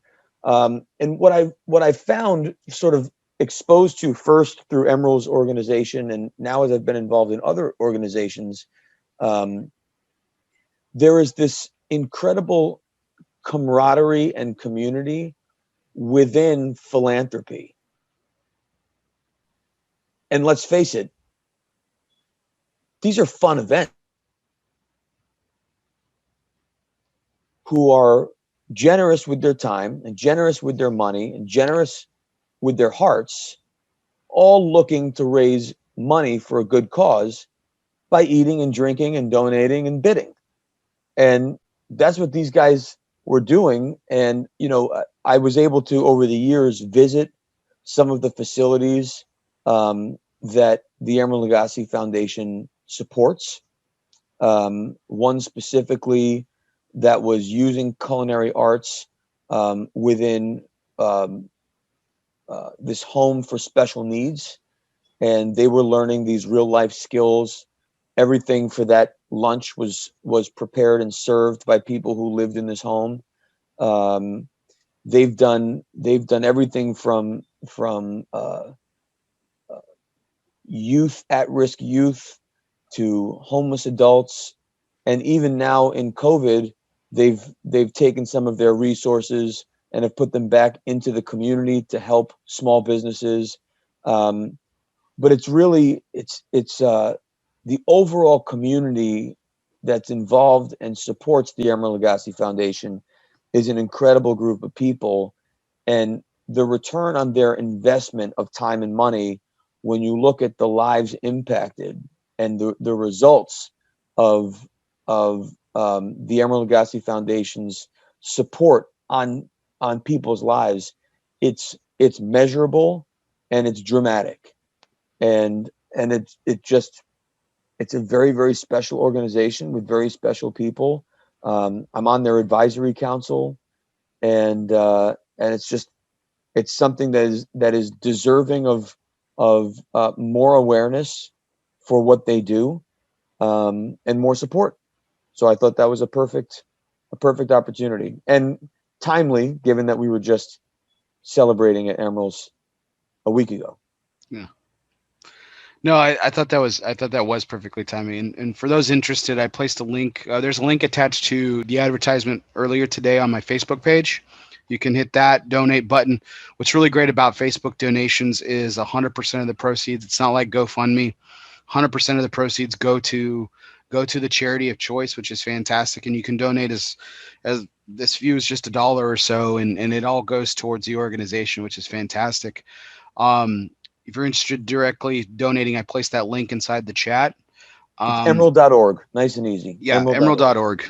So I, as always, Michael, what my wife and I have done, since we started this, each week my wife and I donate a very small donation to the organization of my guest's choosing in my guest's honor. So later tonight, I'll be donating a small amount to this incredible Awesome. foundation in your honor. So I'm excited I to do certainly so. appreciate that. They're a really great group. Check them out. You know, this exercise has been really interesting because we've had a great number of charities been brought to the attention on this show, and I absolutely love it. And it's what the interesting observation I've had is that there are some folks that like they genuinely want to think about it because they probably have their interests spread around quite a bit. And then there are people who kind of give me that snap decision because they work so closely and are so devoted to it. And you were one of those, like I was explaining before I could even finish explaining what the segment was about. You were like the Emeril Lagasse Foundation. And And look, there are lots of organizations that we of support. course, City Harvest. I raised money for years for my high school, which, interestingly enough, over the years I've supported Emeril's events. And when I was raising money in my last 2 years for my high school, Emeril used to donate like an Emeril pots and pans set, which I would always auction off for decent money. And then he said to me one year, he's like, we're gonna kick it up for you this time. And I was like, I don't even know what that means. He's like, I don't either, but we're gonna really kick it up. So we ended up auctioning off a night at the Nat Sherman Townhouse with Emeril Lagasse for 20 people, and he cooked. He flew to the store with his culinary team. He bought in New York 2 microwaves, a fryolator, and 2 pizza ovens, and we set them up downstairs in the lounge. They flew all the food in, and he cooked for 20 people hors d'oeuvres in the lounge. It was outrageous. that's fantastic. And then he donated again the very next year. Oh, I mean, that's again, that like community of philanthropy becomes so infectious and incestuous, not unlike the cigar business. We're very unconventional in the way we support each other. It's really it's not typical. And when you see his fundraisers, you've got every chef in New Orleans that is his competitor at his fundraiser, donating, bidding, supporting, volunteering. It's got a very similar spirit. The same in the wine world. People are really rooting for one another. Rising tide raising all ships is, I think, something that everyone really believes in this sort of shared space of passion and taste and experience and flavor and that, I think that's why we have fit so well in that world of sort of culinary arts and fundraising and philanthropy. And I feel very grateful to be a part of it. This is your high school in Danielson, Connecticut. Is that correct? I went back to the Emeril thing, but yes, I raised money for my hometown, Danielson, Connecticut, Killingly High School, it's called, for many years. Is it because I know you're a musician, I'm interested, is it, I'm going down a tangent here, but is it a magnet school for fine arts? It's a regular public school. It used to be up to 1,000 kids. I don't think it's quite at 1,000 anymore. We're in a very rural part of Northeast Connecticut, and a lot of the graduating class, for those who are fortunate enough to graduate, many times go right into work, right into trade. So we raised money for a program that helped prepare young people for life after high school, whether they left early for whatever reason, or whether they graduated and went right to work, or whether they went on to post-secondary and then ultimately went to work. It's really all about work readiness whenever that timing is right for you. And my first year was my 25th birthday. We raised $2,500. The last year, I want to say it was almost 90,000, and all in, it's right around 450,000 over, I don't know, 12 years, I guess. So, we've been able to, in a very small way compared to Emeril, we've been able to, directly impact a lot of lives and make our young people a lot more prepared for what's in store. And I know Andrew Brennan was watching. He was, he's obviously a very dear friend of mine. I should have said that first, but he was always at those parties and always generous and bidding and donating. And, he got to see a lot of that impact. So I'm always grateful to him, not just for his friendship, but for supporting that. You mentioned something a second ago that you were 25 when you started this. When I was 25, when most 25-year-olds, I mean, they think the last thing they're thinking about is one of the last things on the list probably is raising money for their high school. But that's really awesome that was such an important call for you. And I don't want to put words in Andrew's mouth, but in no short order, that might have actually played a role in his life now. Is he's giving back to youth, as a baseball coach, and that probably played a part in his life journey too. So that's kind of cool. He's also a great man with a great heart. I don't think it was my party. I think that was already there. Otherwise, he wouldn't have supported my efforts in the first place. True that. No, I've had the privilege to get to know him a little bit. He was actually a guest on my show very early on too. And yeah, he was also very candid with me and Coop one time when we left you off a list on when we were doing a list on our show. He was like, he was really, really appalled that we left you off of a particular list, and he let us know it. And I know, like, it was great. Like, that's a great point, Andrew. We definitely, and like we fell on the sword there because he was very much in the right. And that's my man. Yeah. Without sucking up to him or my guest too much, but that he was right about that. We definitely missed an opportunity there. So, and thank you so much for bringing that charity to our attention. Really, really excited. Thanks for the opportunity to do it. Absolutely. Emeril.org, very easy. Click the donate button in my Facebook page, or simply go to emeril.org and you can donate to a fantastic cause. As we kind of wind down the evening here, Michael, just a few more questions. I just wanted to kind of go in. So, last time I had you on, we detailed your life story and we bounced around timelines as I tend to do anyway. But, a theme was kind of brought up during that show, which was the next chapter and the next chapter and the next chapter. And I found myself thinking like that, and this might be presumptive of me, but I feel like you're not necessarily, there's a lot of people guilty of this in this world, especially today's society, always looking for greener pastures. But from my perspective, and feel free to correct me, you're not necessarily looking for greener pasture. You're looking how to improve the pasture that you're on continuously. And so you're always looking for, again, to this next chapter. Is that a fair understanding of your personality and how you operate? I grew up with incredible family role models. And I think specifically about my dad, who's still alive and well, and his dad. And they both were super focused on this idea. I shouldn't say focused. That's not the right word.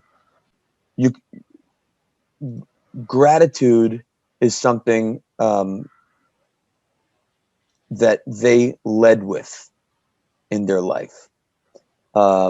And so I always, in every job I ever had, my goal in that job was not necessarily to climb to the top. My goal in that job was to do everything that was expected of me and more to make sure that the person I was working for felt like they were getting their money's worth out of me. And so if I could overperform and over deliver, that was my way of showing gratitude for the fact that they were willing to pay me and give me a job. So in looking at the opportunities I've had, there really wasn't an instance where I was eyeballing a new opportunity and was kind of gunning for that. All of the opportunities I've had and sort of steps I've taken in my career have all been sort of organic and evolutionary as a result of me just putting my head down and doing my work and trying to do it better than what's expected. For me, it doesn't really matter what I'm doing because that's just my strategy. So I guess you're right. You know, for my pasture is, it's me, it's my life, it's my sense of happiness and fulfillment, and that's really core. I want to feel fulfilled. I'm a musician. I wanted to play drums. You know what I mean? Like, because that's just, it's what I loved to do. It's what brought me joy every day. And if I could have joy in my life every day, then life is good. And that has obviously evolved now into the premium cigar world, but the root of it hasn't changed at all. It's things I love to do with people I love to do them with. And I just want to be able to do that. And so as I started in retail, you know, I was a retail sales guy at Davidoff for exclusively from 2002 to 2006. Like no promotion, no any. I did the same job every day for 4 years, and then in 2006, I got moved. I didn't volunteer. I got moved to be a general manager of another store. But I'm not sure if I was like looking around trying to see what opportunity there was for me to grow or do something bigger or do something different. I don't know that opportunity would have come.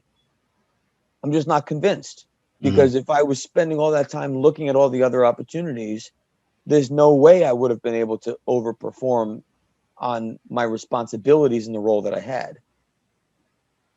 So, and then those opportunities came because of merit, I suppose, because I was the person when the people who had the opportunities were looking for who best to give this to, or who did they need to do it, they knew they could give it to the person who was going to deliver and stay focused and do the work and do the job. So that's been the game plan. This has probably been the first time where I had total possession of the decision. You know, it was the first time where something actually stopped and closed, and I had to come up with a plan for the next thing. But in some weird way, it feels kind of the same. Because Brendan and I were working together and we were working closely, and we found ourselves in the same boat. And with that level of mutual admiration and respect and trust, this opportunity has evolved. And it as radically different as it is, obviously, I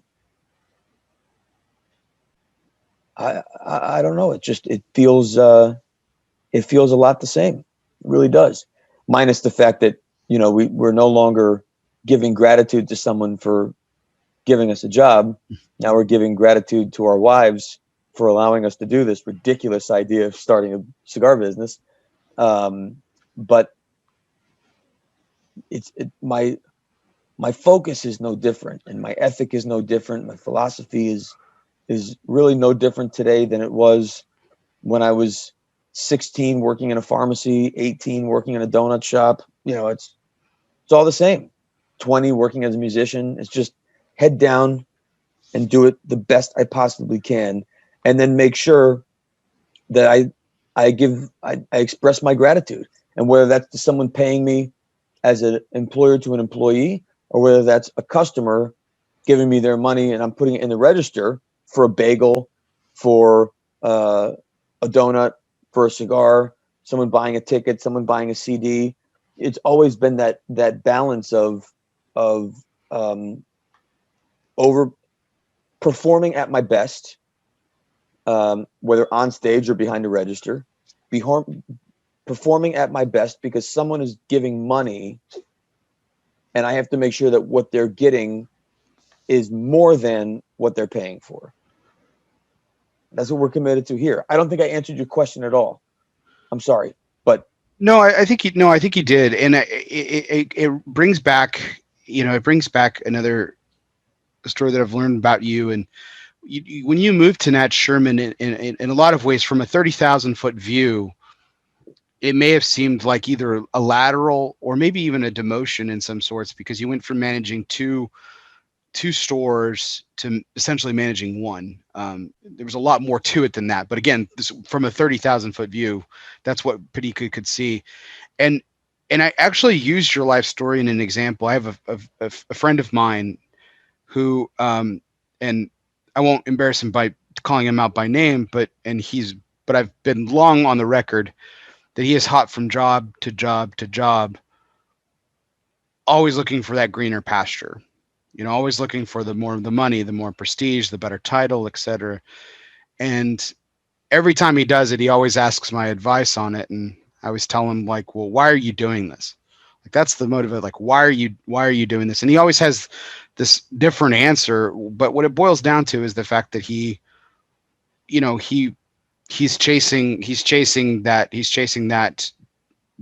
title. He's chasing that financial opportunity. There's nothing wrong with that. There really isn't. But I used you the last time that this happened. I used you as an example. I said, listen, I happen to know somebody that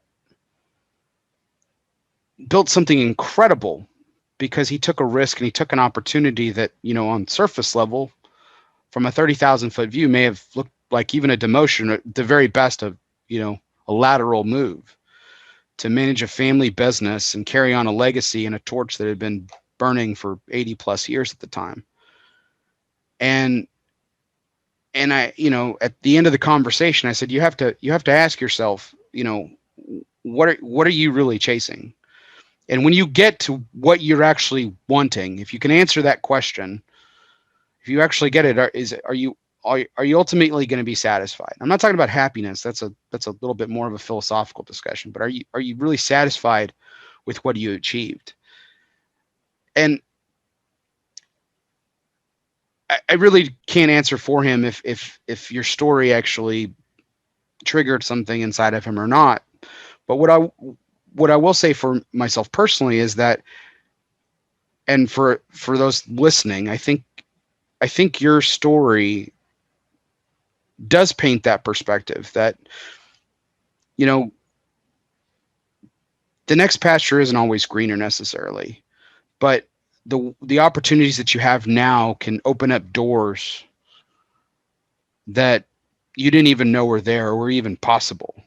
Because, I mean, if you thought about 2011, 2017, the idea of Ferio Tego wasn't even a glint. I mean, right. So I think there's, look, sometimes it's just personality. I'm an artist. Every day was different. Every gig was different. Every club was different. Every set was different. Every time you played the song, even if it was the same song, it was different. There are a lot of people that need that constant change, constant new, constant change, something new. Punching a clock every day in the same job doesn't work for a lot of people. Where I was able to find that balance was within the routine and the consistency and the dependability of my work, how do I create the new? And as long as I'm delivering on what I need to do, that gives you time to be creative, to think differently, to try and make a new experience, a new event, a new product. Depends on where and when in my career I was. But I find that the idea of routine isn't as routine as it may think when you realize that, in fact, every day is not a repeat of the day before. It is completely unique and different. And you have to take advantage of that and embrace it and celebrate it and use that as a springboard, use that reliability and consistency as a springboard to really highlight and embrace and experience the few things that are new. And sometimes you have to create that for yourself. But why recreate the whole thing? Then you have to reestablish the reliability and dependability in order to have the foundation and springboard to start doing the really fun, creative new experiences. But then if you jump to another one again, you have to build all that up again.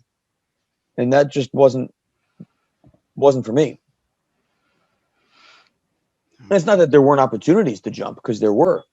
But then that also goes back to my mindset, which was, well, these people have been really good to me and they've given me an opportunity and they pay me and I show up every day. I don't want to leave them to go to another company where, even though the job may be different and it might be more money, at its core, I'm doing the same thing. I'm going to show up every day and do work for them.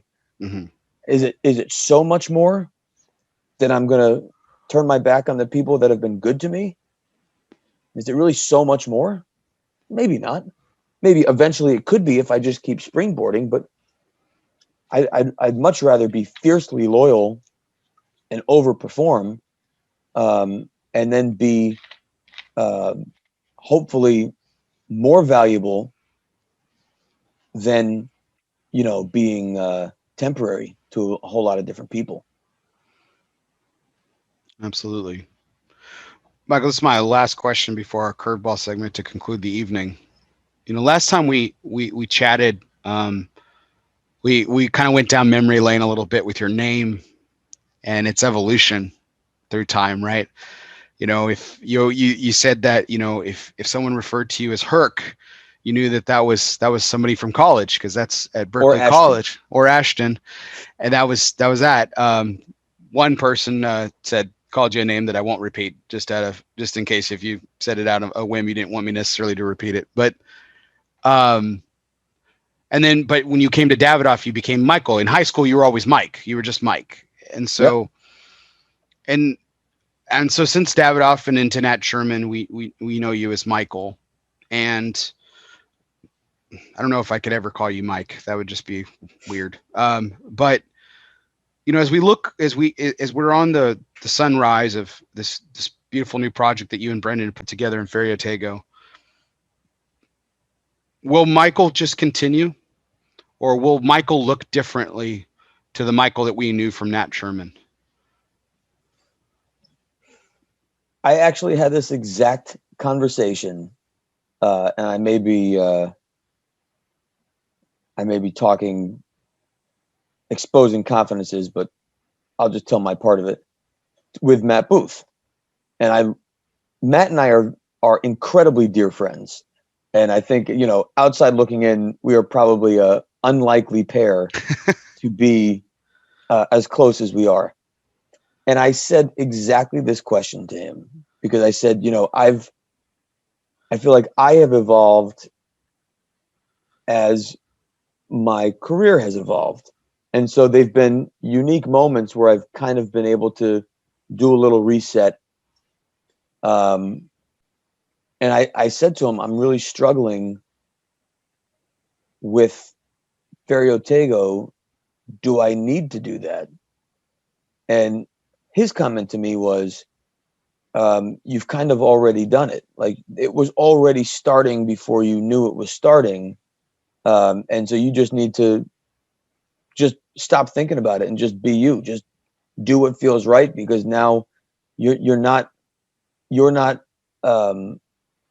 Michael Herklots, employee X of X company, but Michael Herklots is Ferio Tego. And so just do you. You want to wear a suit? Wear a suit. You want to wear sweatpants? Wear sweatpants. You know, this guy calls you Mike and this guy calls you Michael. Like, now it doesn't matter because this is the culmination of all of it. And so just go do you. And I was like, man, that's great. And then so that's, you know, it's funny that I even thought about it, but it occurred to me, and that also sounds incredibly egotistical and vain. But as an artist, you know, every new chapter, every new job is like a new show. And so you get cast to play a new character. And when you get a new character, you have a new costume. I mean, that's part of the show. Right. And I guess I didn't realize how much that mentality or relationship kind of played a role throughout my career. But I think in hindsight, it probably has played more of a role than I recognized. But now I think this is the most comfortable I've ever felt, where I can just be me, and it is what it is. And if I'm dressed up because that's how I'm feeling, that's what we're gonna do. And if the opportunity or the situation calls for a suit, I'm in a suit. If I'm in Texas and it's summer, a year ago I would have worn a suit, shirt, and tie. This year, I'm not going to do it. Vegas, perfect example. I've never been to the IPCPR, PCA, or RTDA in my life not in a suit, and I didn't wear a suit this time. I didn't feel like it was authentic in the moment to what we were offering and doing and talking about. Just didn't feel right, so I didn't do it. And I've never felt more authentic in my life than I did at this show. So I think moving forward, what you're going to see is what you're going to get. The handcuffs are off. Handcuffs are off. I love it. Michael, I again can't thank you enough for your time tonight. My last question, of course, is always our curveball segment. I always recognize that Sunday is family time. You're on a family retreat as it is right now. You know, you're with family, and took time after the PCA to spend some time with family, and you still sat down with me for a couple hours. And I know the girls are probably in bed or should be in bed. Everyone's sleeping, so bring it. So I greatly appreciate the time that you took tonight. So. So the curveball segment, which is always sponsored by Dunbarton Tobacco and Trust. Fastballs or curveballs, it doesn't matter. Since the company's inception, Steve Saka has been knocking them out of the park 6 consecutive years in the consensus top 3. Yeah, I looked it up, and I even got fact checked on it too. So to that point, we were just talking about, Michael, if it's no more jacket, if it's no more tie, what is the new Michael Herklots signature? It could be a tire, could be a phrase, could be a hairdo, could be facial hair. I'd be great if you'd just grow a beard. That'd be fantastic. I can't. It gets all patchy in here. I got no connectors. It's not good. But you got the soul patch, man. You worked the shit out of that, so it's all good. Took me a long time to grow. I'm afraid to shave it off. I'm afraid it won't come back.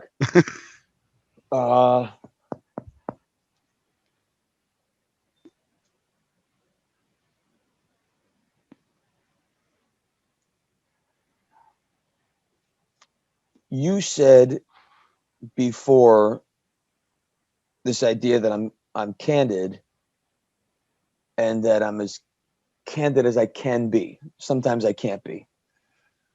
And then I responded, I've always been as candid as I was able to be. But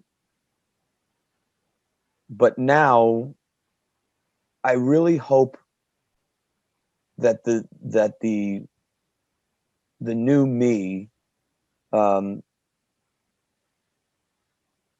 is very clearly authentic, and that people are able to extract from me my genuine appreciation and gratitude for the last 20 years. And that's customers I helped at Davidoff on Madison Avenue, contract manufacturing partners, people I've worked with doing these fundraisers. My life is so great, and I'm so blessed because of other people. There's no way I would be on this show with you and talking about a new company that we've formed if it weren't for infinite amounts of support, people propping me up with something as simple as a direct message saying, hey man, we're thinking of you, or hey, I really liked your post, or that, a text message, a phone call, a return customer. All those things have all become this radically huge, complicated equation that equals Michael Herklots in 2021. And I appreciate and recognize that through the lens solely of social media, it's very easy to leap to a conclusion about someone. And in fairness, I deliberately craft my social media to make sure that I'm delivering a very clear message, and that can come across as arrogant and egotistical and vain if I'm in a suit every day. I totally get that, but I hope, and it's really why I appreciate platforms like this and the opportunities to come on, is that more and more I'm able to just be me, and to be open, and to be transparent, and to be authentic. And 100%, some of my authenticity is my vanity and ego. I mean, I get it. How can it just is. But it's not what defines me. And I hope that now, through opportunities like this and opportunities to be with customers and friends, I hope that I'm able to demonstrate the most authentic version of me. And that's not a suit. It's also not it's not sweatpants, and it's not a baseball hat. And it's whatever it is in the moment, because it's inside. That's the me. And so I guess hopefully more of my inside is more visible on the outside will be the new attire. Perfect. Absolutely perfect. I know it will be. For the record, I've never thought of you as vain. And anyone that knows you for more than 5 seconds knows that you're not. Because vanity is person who's vain is someone who's rooted in only themselves. And if there's anything that you've demonstrated over your 20 plus years in the business, Michael, is that you care about everybody but yourself. I care about everybody and myself. Fair enough. Fair enough. But I appreciate you saying that. Yeah. And I appreciate you having me on, especially right after the show. And I really appreciate coming on your first show after the show and not just talking about the show. This was a great opportunity to while things are fresh, talk about all the things that we're doing and the things we're excited about, and also how we got here. Because if we learned anything in the show, it's that a lot of people are still learning our story. And that means that we have to just keep telling it as thoughtfully and openly as we possibly can. So having a couple hours with you certainly, I think, helps that cause a lot. Well, thank you, Michael. Yeah, this is the second trade show in a row where I was able to get the exact guest that I wanted to follow the trade show with, and you humbled me with your time and appearing on it. So I'm grateful for that. So thank you very much once again. Let's just lock it in. After every show, I'll just be the guest. How about that? I'm okay with that. We can go ahead and lock. I'm kidding. I think we can come to an agreement with that. I'm up for that. I'm up for that. At least close. I'm sure other people would love to be first after the show, but at least close after the show, we can do a recap and touch base. I can agree to that if you can. Good. I'm up for Except it. we just have to make sure that we coordinate dress code, and I'm in a place where I can smoke. Yes, exactly. Yes, we will communicate accordingly on that. Yeah, hopefully next time I will be in a situation where I won't be in the depths of Hades with the heat. So for sure. Also appreciating our audience tonight for sticking with us. Really appreciate all your time, all your likes, all your shares, all your comments. They've been fantastic tonight, as always. Remember, if you are tuning later on, you can always catch us on our Facebook page, ELOSOFUMAR. Stay tuned for a calendar of upcoming guests. We've got some incredible guests lined up in the coming weeks. Really excited to share with you, including next week's guest, Mr. Klaus Kellner. Klaus will be in session. And we'll have him on for our 177th take next week. It'll be a fantastic one for sure. We'll have some other guests is coming along. Well, you can check us out on YouTube, ELOSOFUMAR as well. And if you are checking us out on wherever you listen to podcasts later on, just listening up, be sure you download, subscribe, and you review wherever you listen to podcasts, whether that be on Apple Podcasts, Spotify, Google Play, Podbean, or wherever you listen to podcasts. Again, make sure you download, subscribe, and review. If you already are a subscriber, do me a favor, unsubscribe really quick. But don't forget to hit the resubscribe button, because that helps me that helps my numbers and helps me continue to get great guests like Mr. Herklots this evening. So greatly appreciate everyone out there. As always, this was our 176th take. I'm Barry Duplessis, live from the Alec Bradley Lone Star Studio of Euless, Texas. Guess what, everybody? We'll see you next time.